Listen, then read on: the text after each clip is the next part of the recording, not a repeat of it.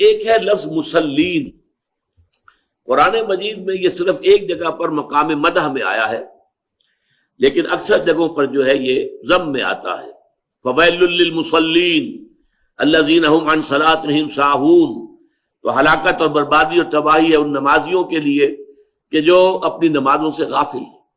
اب یہ غفلت دونوں طرح کی ہے، ایک تو یہ کہ آپ اس کی پابندی نہیں کر رہے، آپ بر وقت ادا نہیں کر رہے، آپ کی زندگی کا وہ در حقیقت دھرا نہیں بنا ہے کہ اسی کے گرد زندگی گھوم رہی ہو، نماز با جماعت کا ادا نہیں کر رہے۔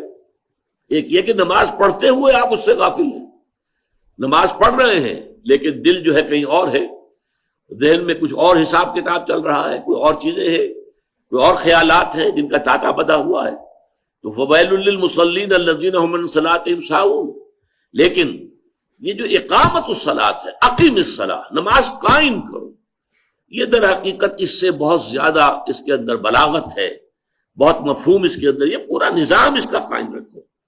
یہ گویا کہ ہماری زندگی کی، اور اس وقت واقعتاً جو لوگ نماز کا کسی درجے میں بھی حق ادا کرتے ہیں، ان کا پورا جو 24 گھنٹے کا نظام ہے وہ نمازوں کے حوالے سے ان کے سارا جو نظم الاوقات ہے وہ بنتا ہے۔ کسی کو وقت دینا ہے ملاقات کے لیے تو فلاں نماز کے بعد، کہیں جانا ہے تو فلاں نماز کے بعد، اس لیے کہ ایسا نہ ہو کہ وہ نماز جو ہے باجماعت اس میں کوئی خلل واقع ہو جائے۔ لیکن یہ ہوتا ہے کب؟ جبکہ اس کی پوری پابندی کی جا رہی ہے۔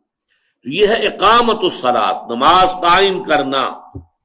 امام راغب نے ایک روایت نقل کی ہے لیکن حوالہ نہیں دیا ہے، ان المصلین کثیر والمقیمین لہا قلیل، نماز پڑھنے والے تو بڑی تعداد میں ہیں لیکن نماز کو قائم رکھنے والے، قائم کرنے والے بہت کم تعداد میں ہیں۔